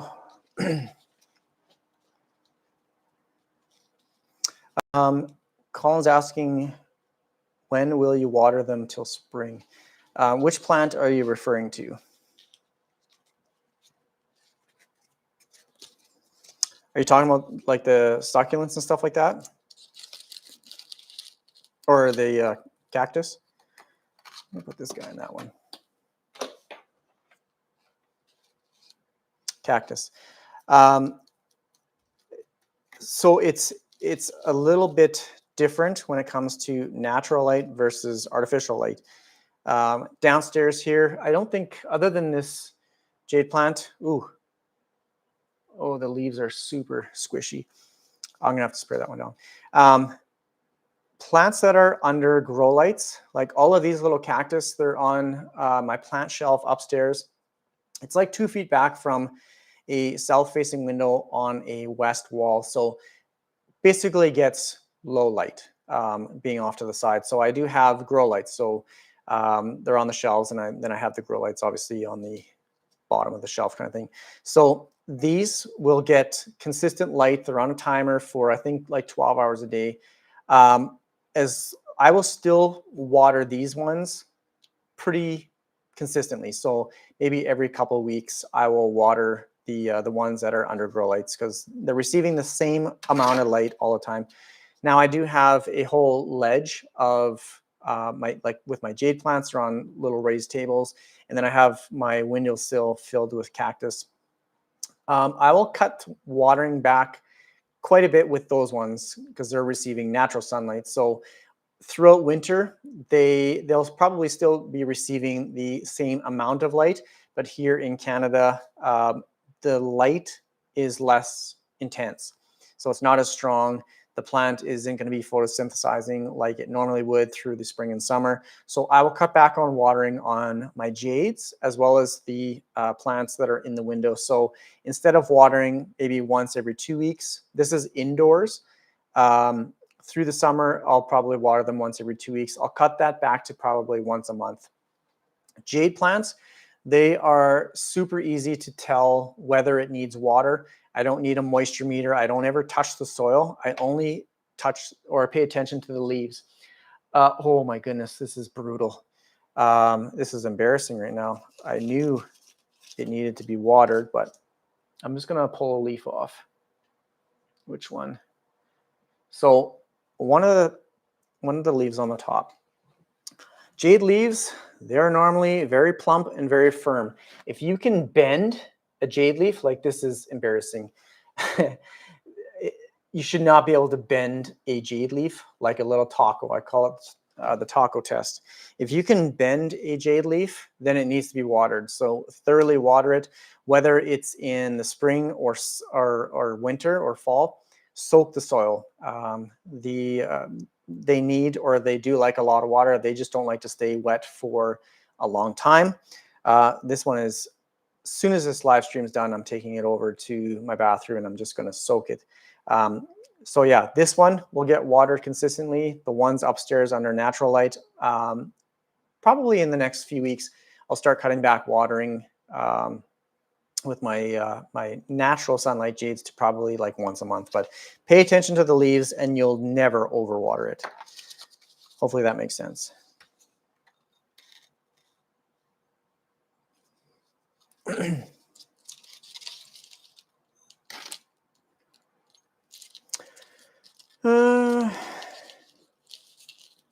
My cells are full of cactus. Yeah. Do you cut back on watering? Or I guess I should say, where are you from and how often do you water?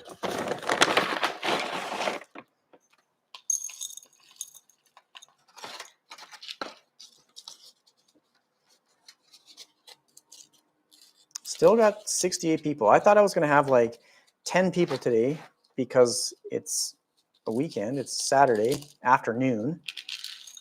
So thanks everyone for joining the live stream today. I'm probably going to end it here because I can hear some rustling around upstairs. I'm sure the kids want to come downstairs where it's nice and cool here. We do have air conditioning, but it's always cooler in the basement. Oh, I got worried there for a second. I'm like, oh, I wish I had 2 pencils, but I had my backup right beside it.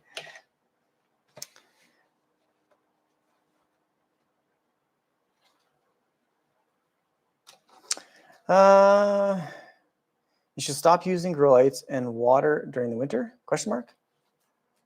What do you mean?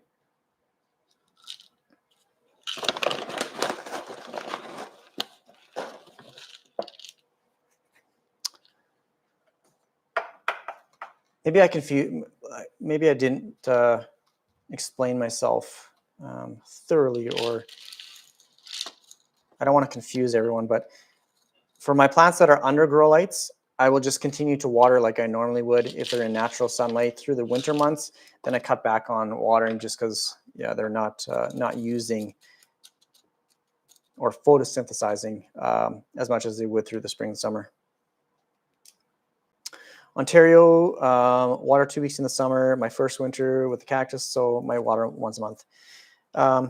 Yeah, I would kind of stick to that as a general rule, I guess. They don't grow much in the winter.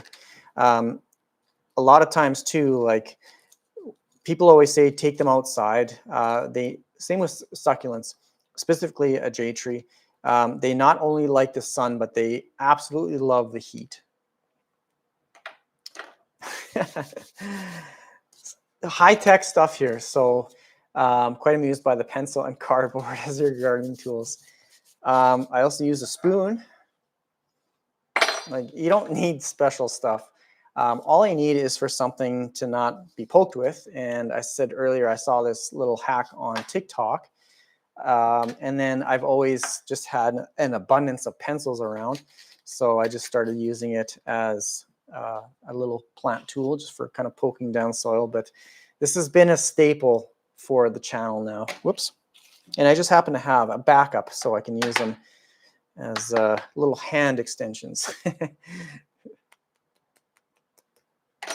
Okay, I'll do a couple more, and then I'll end the feed here. So thanks for that little donation there. I do appreciate it. So I appreciate you guys tuning into my videos. I really appreciate it. So I'm going to put the pine cone aside here for a second. I'm going to pot this little old man fuzzy top, the old cotton top. Oh, he's got a little, I don't know if this is the same type, but we got a little stowaway, little cactus right there. So I don't know if it's an offshoot of this one, but I'll knock that off and pot him up there. Thank you, Nat. Appreciate it.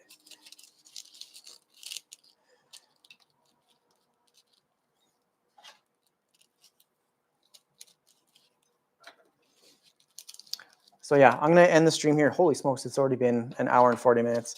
Yeah, I'm going to maybe pot this last one up here. I'll finish the other two off camera here. Just we'll let the rest of the people in the house enjoy the basement too. I have 2 kids. Do cacti like to be snug in their pots? Yes. I don't, especially when you're using like soil. I would be very cautious about the size of the pot. I would only place it in something just slightly larger than the plant, like the cactus itself or the root system. I wouldn't go anything larger than that. So that's why I went to my shed and picked out a few smaller pots. And it's, I guess, more relevant when you have it in soil. And again, that just goes back to there being like just excess soil. It holds on to moisture longer than it should. But if you have the correct soil, like if it's a cactus or succulent mix, or if you have like a gritty mixture like the VeryPlants mix, then it's you shouldn't really have a problem with rot. But as you've seen with these little roots, they're very fibrous, so they're very susceptible to rot. So making sure that you have it in the right size pot, drain hole, all that kind of stuff. You just want to set them up for success. So yeah, don't put it in too large of a pot. Even plants like monsteras, like if you have a large cutting with like a fairly small root system, don't put it in like a huge pot. Just put it in a pot that will accommodate that size of root, because again, it's no different than these guys. If it stays wet for too long, it's just gonna rot because there's no oxygen getting to the roots. It's not evaporating fast enough, and so on. Oh, thanks again. Thanks for the donation again. My first live with you. I love these lives. I wish I could do them every day.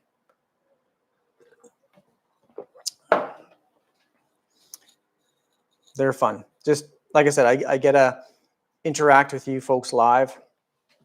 And hopefully I can answer questions and help you, like I said, with your houseplants. So, okay, you know what? I haven't heard any knocking on the door or anything like that. So I'm just going to finish up these last two and then I'll end the live stream. So for these next two, I don't have anything smaller than this size pot. So I think this is probably like a little 2 or 3 inch. This is a 4-inch pot. So if I didn't have this gritty mixture, I wouldn't be placing them in this size of a pot. It's too large, but because of the, it's basically just rock. I'm not worried about this. This guy is super dangerous looking. Like, look at, he's just ready to poke some fingers. So yeah, I'm not concerned about the pot size for this one. I got scared there for a second. It's just perlite, but I thought there was some root mealies. I'm like, oh, great. I didn't even want to bring these like cactus downstairs here today because I don't want mealybugs downstairs here. Bad enough they're upstairs. I've contained it upstairs. Downstairs, I don't want mealybugs, but I sprayed them with like a ton of this alcohol. So clearly you can see these plants aren't like burnt or anything like that. So like I drenched them and no issues. Now I haven't tried any other plants. Like I don't know if I would try the spray on like a philodendron or anything like that, but the cactus, spray away.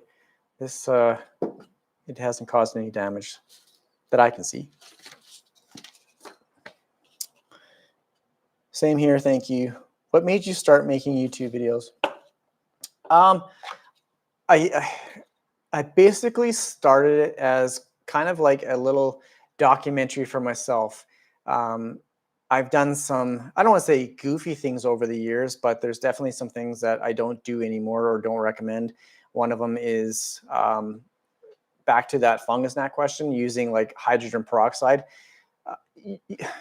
It's not, I don't even know how to word it.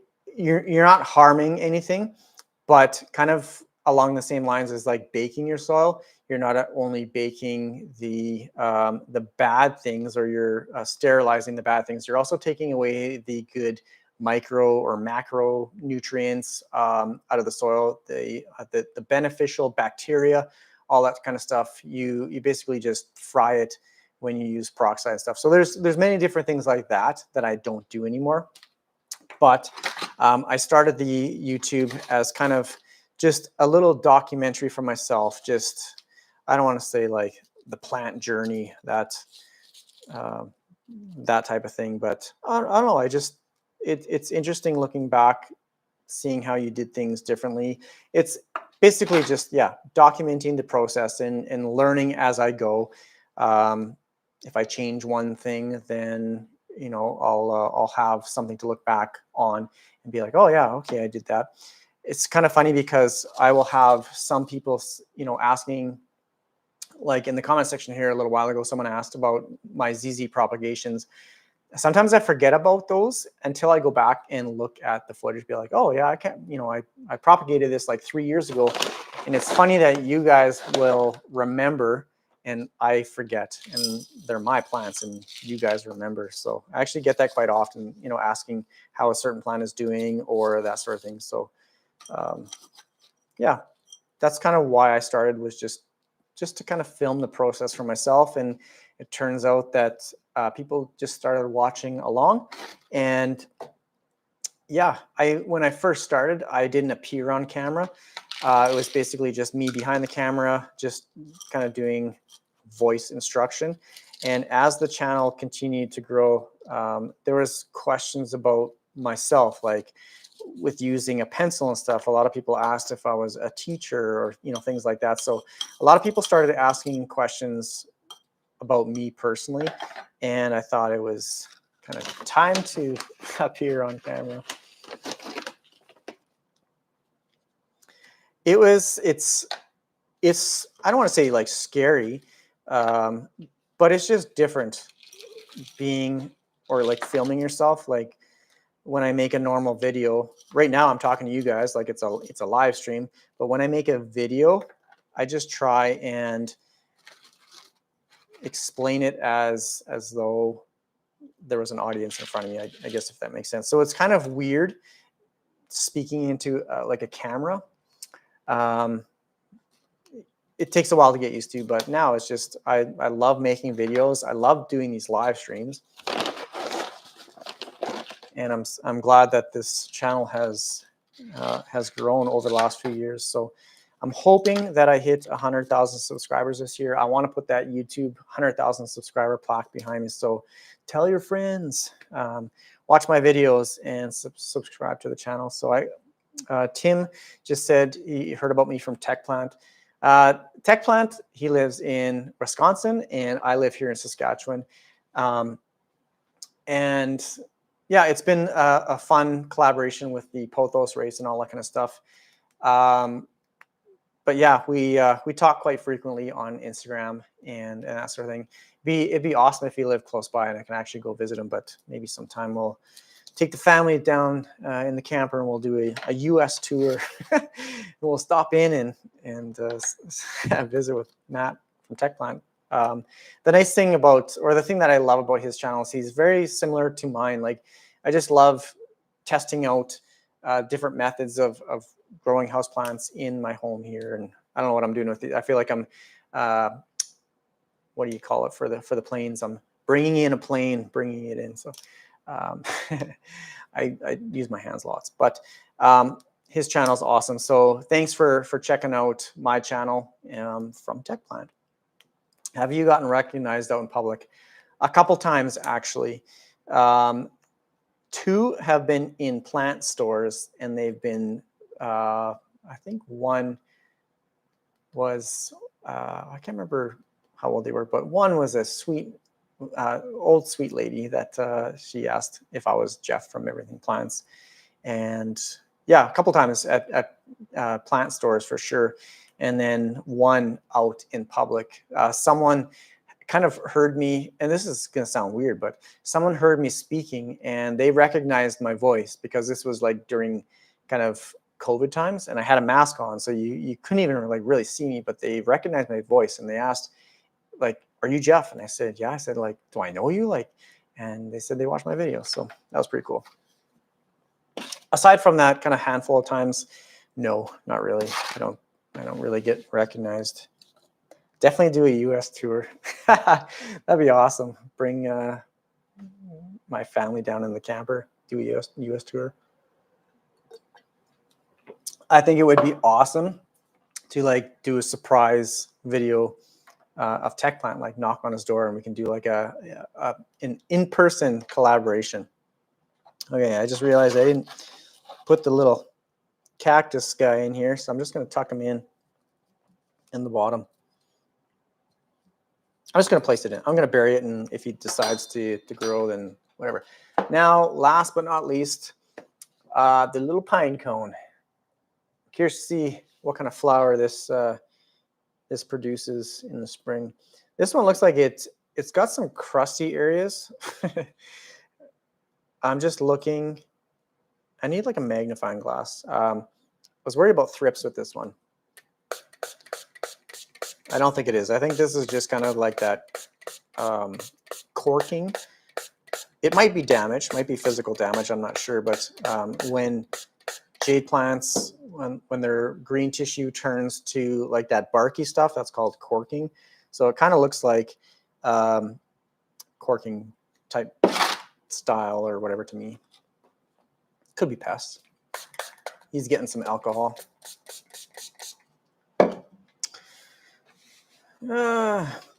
Do you find most people are positive when they leave you comments? Yes. When I first started the channel, I did get some comments from people saying like, oh, you never smile or anything like that. So I've been working on my friendly public smile. But otherwise, I've had some really good, I guess, success with this channel. But I know there's been a few that I talked to over the years that they've had some pretty, I guess, bad experiences, or people comment on like what they wear or the way they look and that sort of thing. So I don't know, there's some banging upstairs. I don't know what's going on. But anyways, for the most part, I've had really good positive experience with YouTube. I know it can be quite intimidating or daunting just because of the comments. Some people can be pretty cruel, but yeah, I know some other channels have had some really negative stuff over the years. But for me, love you guys. This channel is amazing. You guys are fantastic, and I love learning little tips and tricks from you guys too. Like in the comment section of my videos, you know, you just help each other out. Just be a good person. Hi from the Philippines. Could you make a video about grow lights or about how to know how many is enough for an area? Definitely, I will that's on the radar. So I sometimes I have like a little notepad. I'll write down video ideas. I'll ask like in the community tab on YouTube here as well what you guys want to see and that sort of thing. So definitely I can do a grow light video again. Basically, it just comes down to what your plant is receiving. So I don't know if you were here earlier. Who is that? Leah. Just get like a cheap light meter app like on your cell phone. There's a few different varieties out there, and just test the light in different rooms of your house or where your plants are, just to see if they are getting enough light. And then if they're not, and you want to keep them in that area and you don't have access to more natural light, then you can get a grow light and supplement it with that. See, look at this. Pencils are like the most versatile plant tool out there. I can hold the top. Some grow lights have colors, yes. I think you're probably referring to ones that have like a pink or like a reddish hue, that kind of thing. I don't like those. And the ones that I find have that kind of pinkish tone, which I absolutely hate, are like cheap Amazon grow lights. The ones I use downstairs here are primarily Soltec, Burena, and Sansi. The Burena ones, they have a warm light as well as a cool light. I prefer the natural or the warm light. Yeah, I don't like that kind of reddish, pinkish look of grow lights. I think for me, it doesn't look natural. Will you not wash off that alcohol you sprayed on? I don't. Someone else earlier said that they do. It basically dries fairly quick. I don't have any issues of any damage on the cactus itself. Now, I don't know if you were here earlier, but I wouldn't use it on like a philodendron or anything like that. When you use like an insecticidal soap or a spray, generally you're not supposed to wash it off. You just let it dry and then it'll be ineffective anymore. So the same thing with the alcohol. It's not going to keep like burning the plant. It's going to coat the cactus itself, and then it just dries. It just evaporates. So I don't wash it off. But someone else in the comment section said they did because they were concerned about burn. But I'm just going to keep doing it. It's not going to burn them, or at least not these ones. So I apologize if you go and like start spraying yours and it wrecks it. Yeah, my apologies.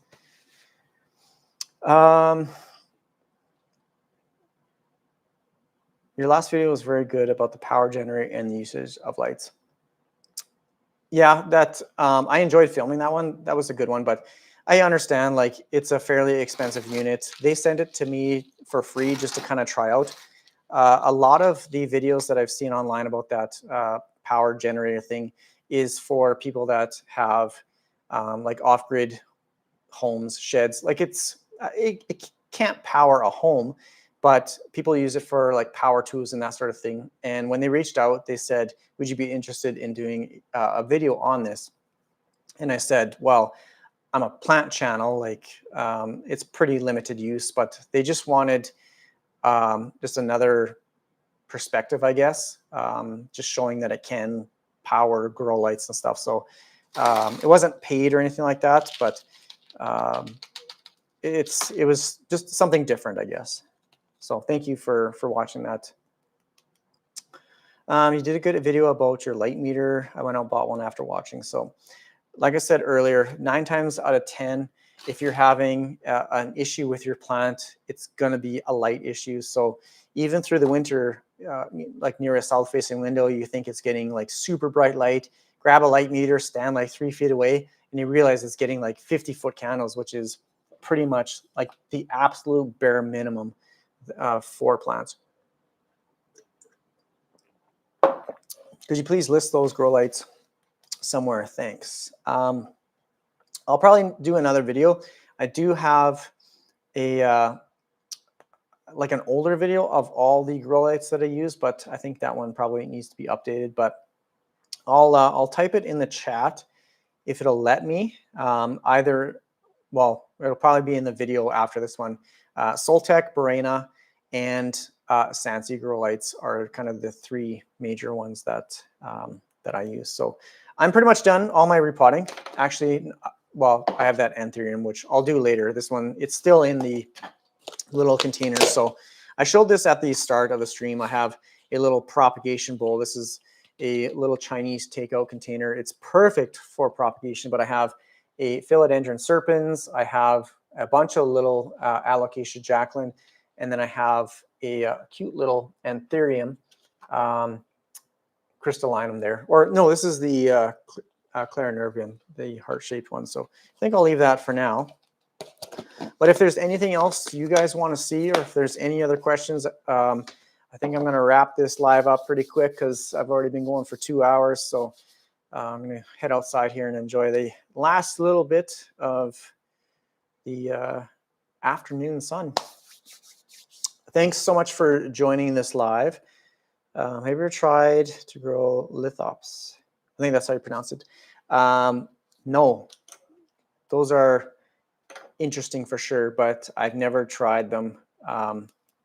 Yeah, maybe if I see them at the a plant store sometime, I'll pick them up. But I really haven't been buying many plants lately, aside from these, like, pardon me, these little cactus. Like I said, I just had most, like, upstairs. I'm going to get into another tangent here. Upstairs, I did have a whole bunch of Hoyas, and they started getting mealybugs and then thrips, and they probably have those little mites and stuff as well. So I had to get rid of a bunch of them, and I've been replacing all of my Hoyas with these cactus, and then turns out they got mealybugs and thrips too. But they're much easier to treat than a whole bunch of vines and underneath the leaves and stuff like that. So I can literally spray the top of the cactus off, and it's much easier. So yeah, I think that is going to be it, unless there's any other questions here.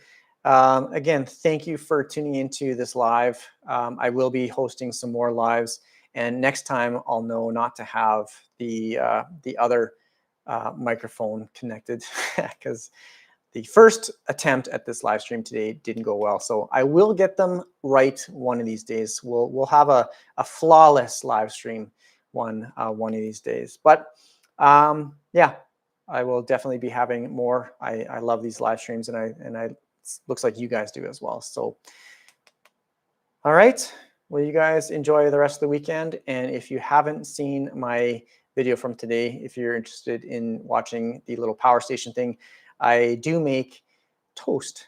Like I put some bread in the toaster downstairs here. I used a hair dryer. It's just a kind of a fun, goofy video. So if you haven't seen that, you can go check it out. But yeah, thanks for joining the live, and I will try and give a little bit more notice for the next one. Today, I wanted to do these repotting projects, and I basically set it up an hour ahead of time. So yeah, thanks, and you guys have a wonderful rest of the weekend, and we'll do this again. So take care. Thanks for watching, and always appreciate the support.